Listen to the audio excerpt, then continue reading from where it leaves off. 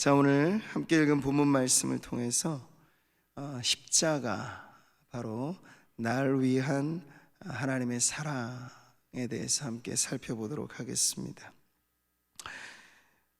영국 찬송가의 아버지라고 불리는 아이작 와츠라는 분이 있습니다. 우리나라 이 찬송가에도 한 14편 정도가 수록된 아주 주옥 같은 찬송시를 작시한 분이죠. 그런데 그는 어릴 적부터 외모에 대한 컴플렉스가 심했어요. 평균 이하로 많은 이게 작은 키 그리고 외모 이런 것으로 인해서 놀림을 당했고 또 열등감에 사로잡힌 그런 삶을 살았습니다. 사랑하는 여인에게도 거절을 당해서 평생을 혼자 살아야만 했던 사람. 건강 또한 늘 골골해서 한시도 편안할 수 없었던 그에게 여러분, 인생이란 그저 참 지기 힘든 무거운 짐처럼 여겨졌겠죠. 이 아이작 와츠가 어느 날 자기에게 찾아오신 예수 그리스도와의 인격적인 만남, 그 믿음의 만남을 통해서 완전히 생이 뒤바뀝니다. 그는 예수님께서 자신과 같이 사람들에게 놀림받고 비난 또 조롱받는 버림받은 인생을 위해서도 피 흘려 죽으셨다 하는 그리스도 십자가의 그 은혜를 깨닫게 되면서 자신의 한평생을 이제 주를 위하여 살겠노라 그렇게 헌신하게 되죠. 그랬더니 이전엔 열등감만을 느끼게 하는 외모 컴플렉스가 오히려 간증이 되고, 이런 나를 위해서도 예수님은 고난을 당하시고 십자가를 지셨습니다 하는 그런 고백을 하게 되는 거예요.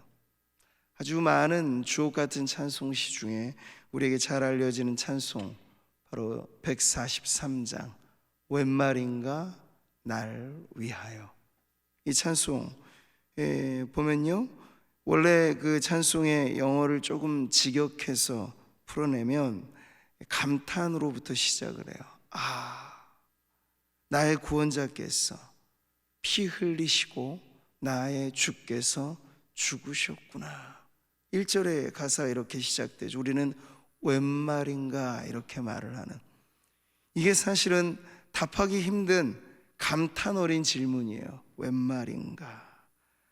그러니까 겸손히 고백하기를, 이 벌레 같은 날 위해 그분은 왜 이토록 큰 해를 받으셨는가. 웬 말인가. 2절의 가사를 보면 그래서 이게 웬일인가, 웬 은혜란 말인가. 주님의 사랑, 그 사랑 참 크기만 하셔라 이렇게 찬송을 하죠. 그리스도의 십자가 앞에 여러분, 믿음을 가지고 이제 우리가 나아간다면 이것은 아이작 와츠와 같은 사람의 찬송으로 끝나지 않고 모든 성도들의 찬송이 될 것입니다. 우리 역시도 나를 향하여 주님께서 베풀어 주신 그 은혜 앞에 쉽게 답할 수 없는 감탄의 질문을 할 수밖에 없는 거죠. 웬일인가, 웬 말인가. 여러분은 쉽게 답하실 수 있습니까? 이게 무슨 산수 문제처럼 풀어지는 문제가 아니잖아요. 왜 날 위해 주님이 죽으셔야 할 이유는 사실 없어요. 선인을 위하여 죽는 자는 오히려 쉬워요. 의인을 위하여 용감히 죽는 자는 있을 수 있어요. 명예로운 죽음이니까. 근데 여러분, 죄인을 위해서는 어떨까요? 예수님의 그 십자가는 바로 죄인인 나를 위하여 죽으신 십자가이죠. 이 새벽에 오늘 우리가 이 말씀에 참여하기 전에 여러분, 이 찬송을 여러분의 고백으로 한번 고백해 보시면 어떨까요? 우리에게도 쉽게 답할 수 없는 이 감탄, 이게 웬일인가, 이게 웬 말인가. 이 찬송에 담아서 우리 같이 한번 고백했으면 좋겠습니다.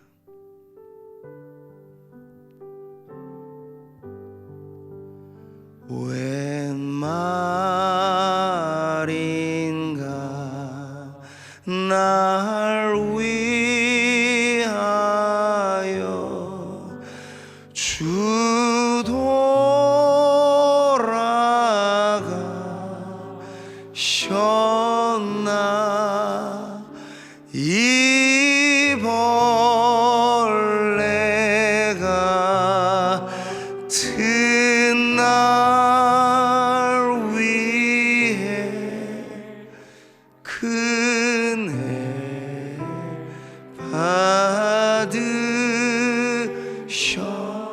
웬 말인가 웬 말인가 날 위하여 주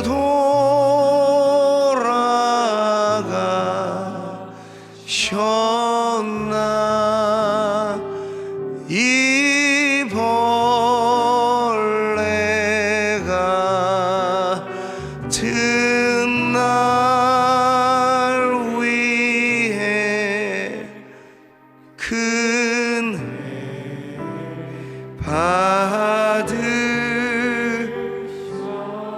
내 지은 죄 내 지은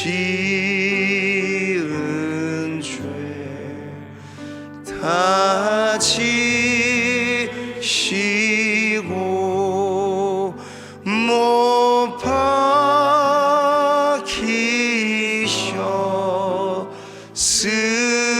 박히셨으니 웬일인가 웬은혜인가 그 사랑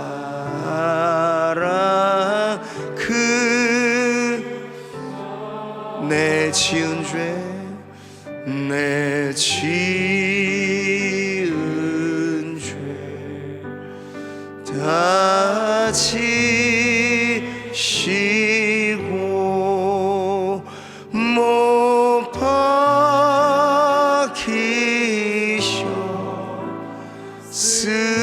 박히셨으니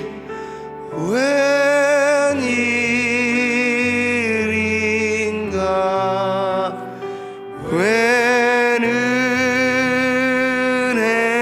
웬은혜인가 그 사랑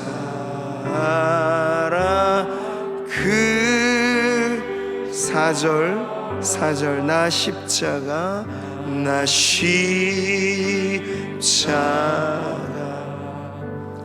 대할 때에 그 일이고 마오 내 얼굴 감히 못 들고 눈물 흘리 늘 울어도 늘 울어도 눈물로서 못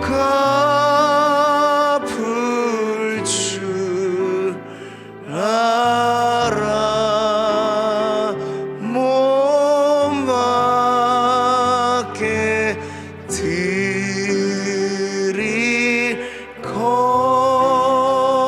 없어 이 몸 같이 나 십자가 대할 때 나 십자가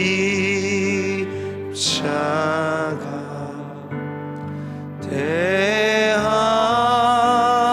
때에 그 일이고 마오 내 얼굴 감히 못 들고 눈물 흘리 늘 울어도 늘 울어도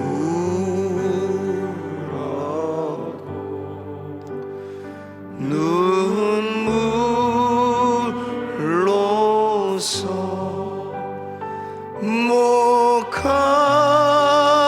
갚을 줄 알아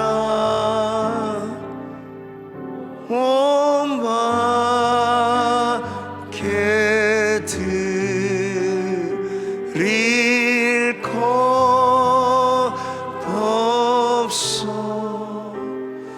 이 몸 바치니다.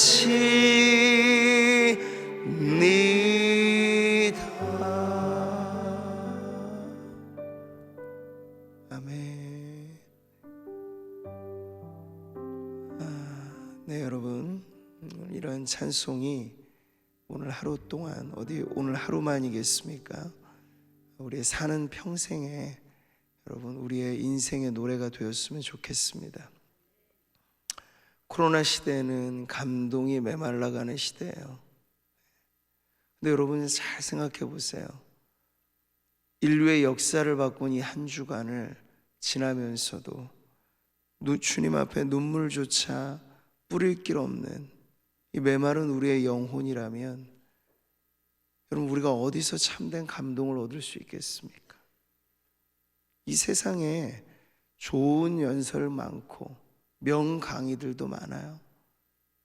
볼거리 많고 들을 소식 많아요.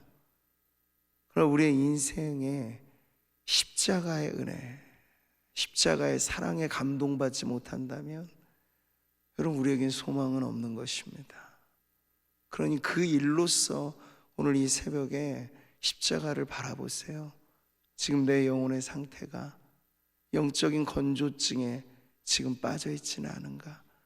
그러면 우리의 기도는 더 간절해져야 돼요. 오 하나님, 나의 영혼이 십자가를 대할 때 메마르지 않게 하소서. 감사의 눈물과 우리가 구원받는 회심은 일생일대 단 한 번의 결정적인 회심이라 말하지만 그 이후의 회개는 매일같이 새로워야 돼요. 신앙이 깊어간다는 거 회개가 깊어지는 거예요. 근데 성도로서 여느 다른 그런 죄 때문에라기보다 십자가를 대할 때 회개가 깊어지는 거죠. 나 같은 죄인 살리신 주 은혜 놀라워. 이 벌레 같은 날 위해 왜 주님은 모진 고난을 당하셨는가? 네. 십자가의 은혜, 그 감동 속에 여러분의 인생이 새로워지는 이 한 주간 보내시기를 축복합니다.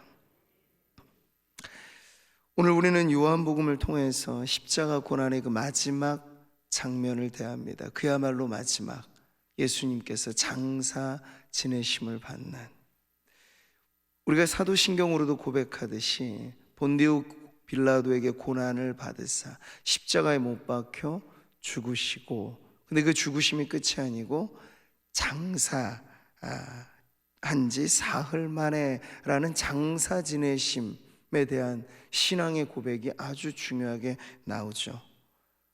근데 우리의 번역된 한글식의 사도신경과는 다르게 고대의 여러 역본들 중에는 요 사이에 또 하나의 문구가 있어요. 장사된 지 사흘 만에 그 다음에 지옥, 음부에 내려가사, 이런 고백이 담겨져 있는 역본들이 있습니다. 소위 지옥 강하라고 말하는. 근데 그것에 대해서 가장 좋은 설명은 우리가 오후 찬양 예배 하이델베르크 요리문답을 계속 배우고 있는데, 그 예수님이 음부에 내려가신 이유에 대해서 이렇게 가르쳐 줍니다. 같이 한번 읽어보시죠. 내가 큰 고통과 중대한 시험을 당할 때에도 나의 주 예수 그리스도께서 나를 지옥의 두려움과 고통으로부터 구원하셨음을 확신하고 거기에서 풍성한 위로를 얻도록 하기 위함입니다. 그분은 그의 모든 고난을 통하여 특히 십자가에서 말할 수 없는 두려움과 아픔과 공포와 지옥의 고통을 친히 당하심으로써 나의 구원을 이루셨습니다. 그러니까 십자가의 고난의 가장 깊은 고통은 그 지옥의 고통까지 라고 지금 가르쳐 주고 있는 거죠. 자, 어제 우리는 십자가, 그 완전한 사랑이 어떻게 이루어졌는가, 바로 완전한 죽음으로 이루어진 것을 보았습니다. 오늘 본문의 이 장사 지내심에 대한 장면은 그 죽음이 얼마나 확정적인 것인가 라고 하는 걸 한 번 더 보여주고 있어요. 죽기 직전까지 예수님은 사력을 다해서 우리에게 마지막 유언처럼 살아생전에는 가상칠언이라고 하는 십자가 마지막 말씀들을 하셨죠. 그런데 이제 숨을 거두신 이후에는 더 이상 말씀을 못 하세요. 당연하죠. 죽은 자는 말이 없으니까. 예수님이 지금 그 수순을 밟으시는 거예요. 이제 남은 절차라는 건 예수님의 그 몸이 유족들이나 장례를 집례하는 남은 사람들에 의해서 철저하게 끌려가는, 이끌려지는 그러한 단계로 나아가는 걸 보게 됩니다. 빛의 화가로 17세기 아주 유명한 작품들을 남겼던 렘브란트는 그리스도의 순환과 부활에 이르는 연작을 많이 그려냈는데요, 이 1633년에 그린 십자가의 내려오심에 대한 그림이 아주 유명합니다. 여러분 보시면요, 지금 뭐 설교 시간에 잠깐 봐서는 저걸 깊이 음미하기는 어려워요. 그런데 요즘에 여러분이 뭐 인터넷 검색을 하시면 렘브란트 십자가 내려오심 이렇게 치면 저 그림이 나올 겁니다. 뭐 유심히 보세요.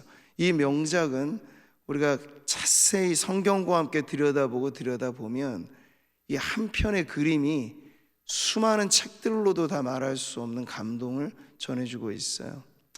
빛의 화가답게 그는 아주 중요한 강조점에 화가의 내면의 빛을 비추는데, 저 중심부에는 역시 십자가, 그리고 십자가에서 내려오시는 그리스도의 시신을 그려내고 있습니다.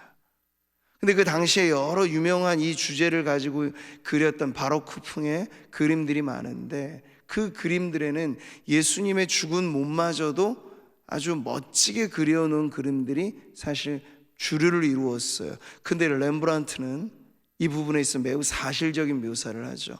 저기 보시면 예수님의 십자가에 죽임당하고 내려오시는, 장사를 지내기 위해 사람들에 의해서 내려오는 예수님의 시신은 싸늘하게 식어있고 아무런 힘없이 축 처져 있는 그 모습이 가장 중요한 특징입니다. 저기 보면 오늘 우리가 본문에 읽었던 아리마대 사람 요셉도 등장하고 니고데모도 등장해요. 근데 가장 중요한 점은 여러분, 저 풍경에는 어울리지 않는 한 사람 또한 있다는 얘기예요. 뭡니까? 여러분, 그 중심부에 예수님의 오른팔을 붙잡고 있는 사람이 보이시나요? 파란 옷을 입고 있는, 그건 바로 화가 자신을 그려놓은 거예요.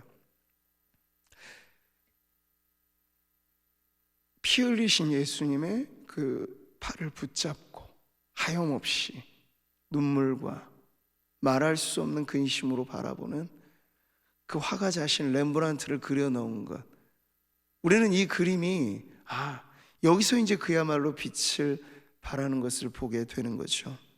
그리스도의 고난이 나와 무관하지 않다는 걸 알았던 거예요. 그 죽음은 바로 나를 위한 죽음이라는 걸 알았던 거죠. 그리스도의 십자가 고난이 다른 누군가만을 위한 것이라고 한다면 거기에 여러분 우리가 눈물 흘릴 것도 없고 그 앞에 우리가 희생하고 헌신을 다짐할 이유도 없어요. 그런데 우리가 오늘 꼭 알아야 될 한 가지, 그리스도의 십자가는 바로 나를 위한 고난, 그 십자가를 통해서 주시는 사랑은 그래야만 나를 위한 사랑이 되는 거예요. 자, 요한복음을 통해 보는 이 그리스도 십자가 고난의 장면에 많은 사람들이 등장하죠. 우리가 보았듯이. 근데 거기 여러분 군중을 제하고는 다 개별적으로 그 이름이 소개되어지고 있습니다. 오늘 우리가 읽었던 말씀에도 마치 예수님의 장례를 집행하는 장례위원격으로 지금 아주 거부였던 아리마대 사람 요셉이 등장하고요. 그리고 요한복음 3장에 그 밤을 틈타 다른 사람들이 볼세라 두려워하는 마음으로 조심스럽게 예수님을 찾아왔던 니고데모가 지금 또 나오고 있습니다. 그들이 전에는 보이지 않았던 사람들이에요. 왜 그렇죠? 숨어 지냈거든요. 예수를 믿는다는 것이 세인들에게 있어, 특별히 유대인들, 당국자들, 유명한 사람들에게 있어서는 비난의 거리요, 그리고 박해의 이유가 되기 때문에 드러내지 않은 거예요. 그런데 지금 이 마지막 장면에서 말하자면 영적인 커밍아웃을 하는 거예요. 나 예수를 믿는 사람이요, 주님의 이 마지막 죽으심은 나와 무관할 수 없으니 내가 그 장사 지내심에 내가 앞장서서 섬겨야 되겠소 하여서 지금 이들이 전면에 나서는 거죠. 우리 한 번 더 본문의 말씀을 보실까요? 38절 39절입니다 아리마대 사람 요셉은 예수의 제자이나 유대인이 두려워 그것을 숨기더니 2일 후에 빌라도에게 예수의 시체를 가져가기를 구하매 빌라도가 허락하는지라 이에 가서 예수의 시체를 가져가니라. 일찍이 예수께 밤에 찾아왔던 니고데모도 모략과 침향 섞은 것을 100리트라쯤 가지고 온지라. 이 어마어마한 장사용품을 지금 니고데모가 가져오고, 아리마대 요셉은 자신의 소유지인 그 매장지를 예수님을 위하여 헌납하고 하는 그 모습들을 우리가 보면서 지금 이 복음서는 개별적으로 예수님의 죽으심에 참여하는 이들을 우리들에게 소개시켜주고 있는 것이에요. 왜 이것을 이렇게 여인들의 이름이며 이 사람들의 이름을 이렇게 소개해 주는가? 그것은 바로 그리스도의 고난이 뭉뚱그려지지 않기 때문에 그래요. 한 사람 한 사람, 한 영혼 한 영혼과 개별적인 관계가 있는, 그것이 바로 그리스도의 십자가라고 하는 걸 보여주고 싶은 것이죠. 여러분, 그래서 우리는 중요한 질문을 해야 합니다. 그리스도의 고난은 과연 누구를 위한 것인가? 많은 사람들이 오해하고 착각하는 것, 저게 2000년 전의 사건이니 그때 그 당시 예수님은 출신이 유대인이시니 유대인을 위한 것이겠지, 이스라엘 사람들을 위한 것이겠지, 예수님의 직계 제자들을 위한 것이겠지, 예수님의 가족을 위한 것이겠지. 다 맞는 말이지만 또 다 맞지는 않아요. 왜 그렇죠? 예수님의 십자가는 단지 그들만을 위한 것이 아니기 때문에. 그러면 그 이유를 살아가는 우리들은 그냥 옛 역사책에나 나올 법한 위인의 이야기, 그리고 그 위인이 가져다주는 흐릿한 감동 정도만 가지고 살아간다는 얘기인데 전혀 그럴 수가 없는 거예요. 하나님의 사랑은 과거 한때에만 머물렀던 사랑이 아니거든요. 하나님이 세상을 이처럼 사랑하사 독생자를 주셨으니, 이 말씀의 세상은 과거 한때만의 세상이 아니에요.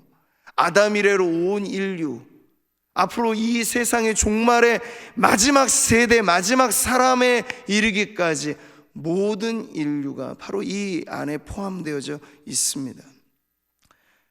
특별한 몇몇 사람들을 위한 고난이 아니라는 거예요. 이는 그를 믿는 자마다 멸망하지 않고 영생을 얻게 하려 하심이라. 오고 오는 모든 세대, 모든 세상의 사람들 가운데 예수 십자가를 의지하며 믿는 사람이라면 누구나 바로 그 고난이 나를 위한 고난이었구나 라고 믿게 되는 것이 여러분 그리스도의 십자가의 은혜인 줄 믿습니다. 자, 그래서 이전까지는 유대인들의 비난과 박해에 두려워 숨어 있었던 이 요셉과 니고데모가 그 잔인무도한 총독 빌라도에게 서슴없이 나아가서 당당하게 요구하잖아. 그 말이 이제 나 예수 믿는 사람이요, 공언하는 것이에요. 나 예수님의 장례를 내가 책임질 테니 그 시신을 나에게 주시오. 빌라도가 보기엔 참 당돌한 요구일 수도 있는데 그게 얼마나 당찼는지 빌라도도 선뜻 그 요구에 내어주는 것이죠. 어떻게 이렇게 변화될까? 2일 후에 내 십자가의 죽으심을 통해 보면서 그 안에 새로운 감동과 변화가 일어나는 거죠. 더 이상 내가 가려진 채로 내 신앙을 숨기며 예수와 무관한 인생인 것처럼 살아서는 안 되겠구나. 왜? 예수님이 죽기까지 십자가 고난을 당하신 게 바로 나 때문인데 내가 어찌 주님을 모른다 할 수 있겠는가? 네, 그렇게 당당한 신앙으로 변화된 삶을 살아가기 시작했던 것이죠. 우리도 마찬가지입니다. 그리스도의 고난이 바로 나를 위한 고난이라고 하는 것이 믿어질 때, 우리는 이 십자가를 통한 하나님의 사랑이 바로 이 못난 나를 위하여, 이 벌레 같은 나를 위하여, 여러분의 삶이 이 세상에서 어떻게 여겨지든지 그것이 우리에게 이제 큰 의미가 있는 것이 아니라 하나님이 나를 사랑하신다, 어느 정도로 사랑하셨는지 자신의 독생자까지 날 위해 주셨다 하는 그 가슴 벅찬 감동이 우리들을 전혀 새로운 인생으로 살아가게 할 줄 믿습니다. 여러분, 그 변화된 많은 사람 중에 한 사람, 그가 사도 바울이잖아요. 복음서를 우리가 읽어보면 사도 바울은 사실 그 역사의 현장에 있지 않았던 인물입니다. 사도 바울의 회심은 사도행전에 이르러 부활하신 영광의 주님과의 만남을 통해서 일어나게 되죠. 그런데 희한한 건요, 그렇게 예수님을, 부활하신 주님을 만난 바울이 그 이후에는 철두철미하게 그리스도의 고난, 그 십자가의 전파자가 되었다는 거예요. 하늘로부터 임한 계시도 있었겠고, 그 당시 제자들과의 교제를 통해서 예수님의 생애에 대한 생생한 복음을 그도 계속 들어왔겠죠. 그러면서 바울의 신학, 바울의 목회, 바울의 모든 것은 하나의 구심점으로 사로잡혀요. 그것이 바로 그리스도의 십자가가 되는 거죠. 내가 너희 중에서 예수 그리스도와 그가 십자가에 못 박히신 것 외에는 아무것도 알지 아니하기로 작정하였습니다. 이 바울의 가장 중요한 인생의 전환점은 부활하신 주님을 만난 그 시간인데, 그때로부터 그의 인생은 십자가에 꽂히게 된 것이에요. 사역자이기 전에 그는 한 사람의 성도로서 구원받음의 의미를 정확히 알게 된 것이죠. 예수님의 십자가는 바로 나를 위한 고난이었다 하는 것을 말이죠. 그래서 그는 자신의 그 간증의 고백으로서 우리들도 나의 간증으로 반드시 고백해야 할 이 유명한 구절을 남겨준 거예요. 같이 읽어볼까요? 내가 그리스도와 함께 십자가에 못 박혔나니 그런즉 이제는 내가 사는 것이 아니요 오직 내 안에 그리스도께서 사신 것이라. 이제 내가 육체 가운데 사는 것은 나를 사랑하사 나를 위하여 자기 자신을 버리신 하나님의 아들을 믿는 믿음 안에서 사는 것이라. 아멘. 네, 오늘 이 새벽 이 고백이, 이 성경의 구절이 여러분 우리의 인생의 구절이 되기를 바랍니다. 고난주간을 우리가 지나가면서 그리스도의 십자가를 대하는 이 닷새 동안에도 십자가 너무 십자가가 많이 말하여지는 것 아닌가, 왜 하고 많은 주제들이 많은데 왜 꼭 이 고난의 십자가를 이야기해야 되는가 라고 혹 생각이 되시는 분이 계시다면, 지금 사도 바울 인생에 뒤바뀌어진 놀라운 역사의 인생의 변화에 도무지 우리는 참여하지 못하고 있는지도 몰라요. 우리에게 있어서도 십자가는 먹어도 멀고도 물리지 않는 밥처럼 우리의 영혼의 양식이 되어야 할 줄 믿습니다. 어찌 구원받은 성도에게 십자가가 질릴 수 있겠으며, 들어도 우리에게 늘 새롭고 보아도 늘 우리에게 마르지 않는 감동의 셈이 십자가, 이거를 우리가 십자가가 식상하게 와닿는다면 그 무언가 문제가 생겼다는 징후인 것이에요.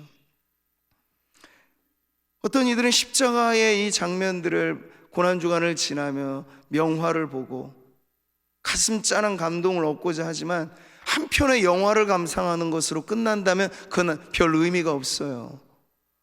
어느 영웅의 일대기를 그려준 소설을 읽듯이 이런 말씀을 대한다는 건 아무런 의미가 없겠죠.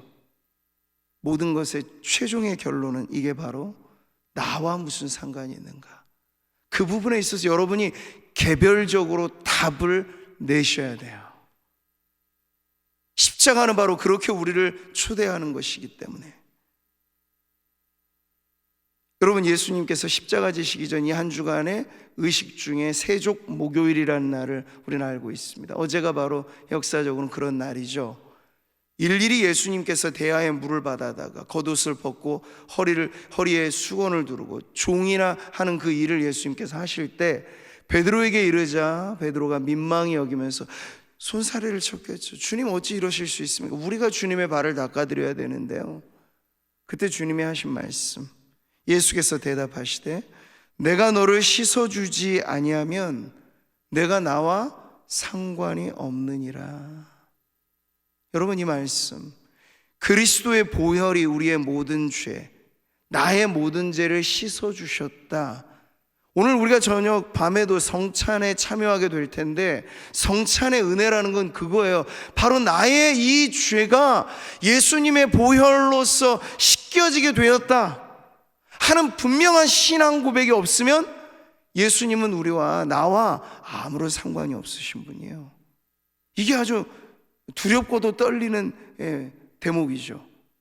그분이 아무리 멋진 삶을 사셨고 그분이 하나님의 아들이시고 명명백백하게 세상을 바꾸신 분이라 하더라도 예수님의 보혈이 나의 죄를 씻어주셨다는 신앙의 고백이 나오지 않으면 나는 아무런 상관이 없는 사람이에요. 여러분은 어떠십니까? 그러면 여러분은 지금 어떤 고백으로 이 자리에 앉아 계십니까? 주 십자가 대할 때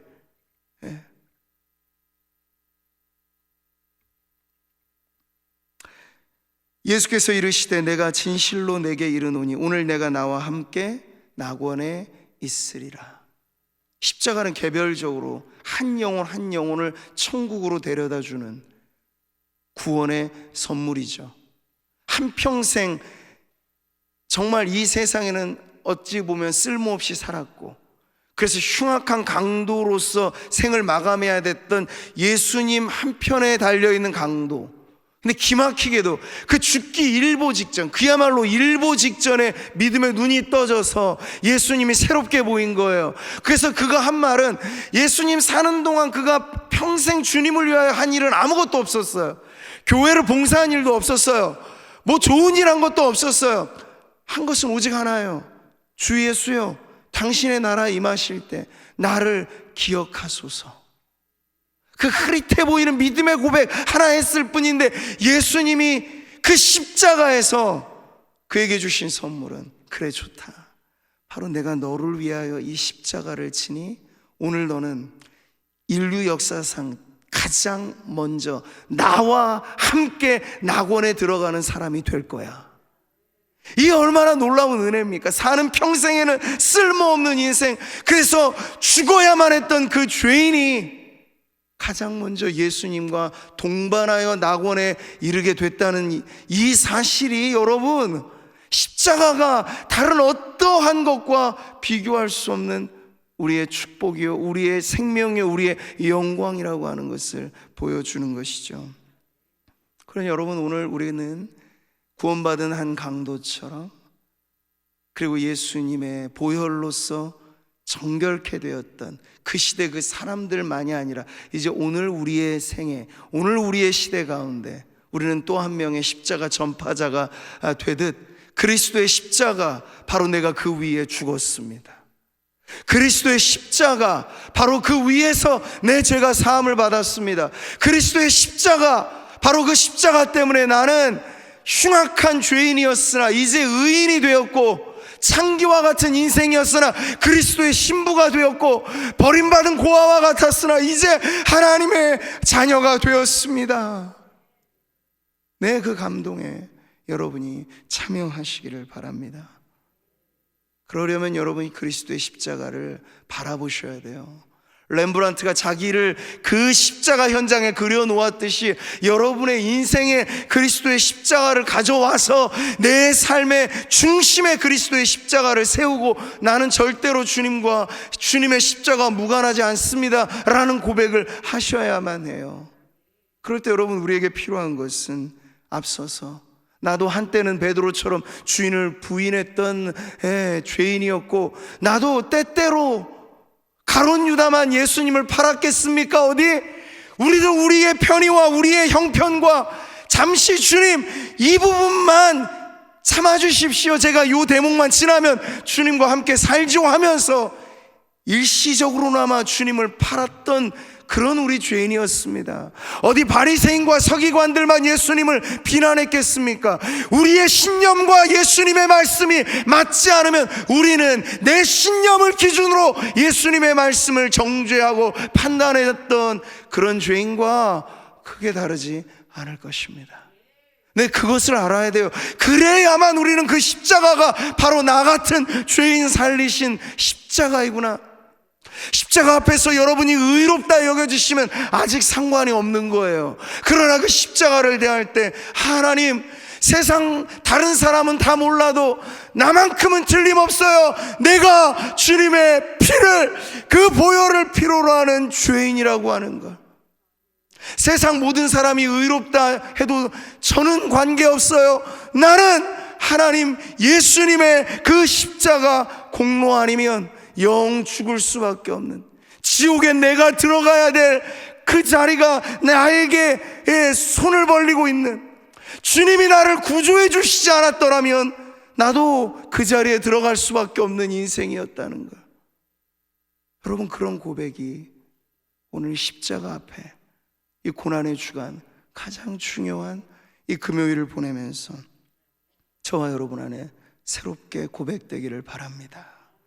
그럴 때 우리는 그 이후에 더 놀라운 자리로 나아가게 될 것입니다. 십자가, 그 사랑, 영원하고 아낌없고 고쳐주시고 완전한 그 모든 사랑이 바로 나를 위한 사랑이었음을, 이 새벽에 여러분 그러한 은혜의 감동과 그리고 고백 속에 여러분의 인생도 바울처럼, 베드로처럼, 우리 믿음의 옛 성도들처럼 십자가가 우리의 중심에 세워져 내가 사나 죽으나 그리스도의 십자가를 전하며 살리라 결단하는 우리 모든 성도들 되시기를 주님의 이름으로 축복합니다.